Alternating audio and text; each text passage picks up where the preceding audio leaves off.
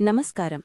ఈరోజు మనం భారతీయ ఇతిహాసాలలో అత్యంత పవిత్రమైన గ్రంథమైన రామాయణంలోని శ్లోకాల గురించి ఒక చిన్న పరిచయం తెలుసుకోబోతున్నాం.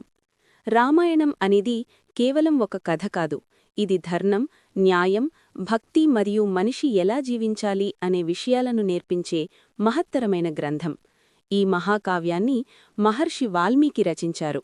అందుకే ఆయనను ఆది కవి అని కూడా పిలుస్తారు. రామాయణంలోని ప్రతి శ్లోకంలో ఒక లోతైన అర్థం ఉంటుంది. ఆ శ్లోకాలు మనకు జీవితంలో ధర్మం ఎలా పాటించాలో నేర్పిస్తాయి.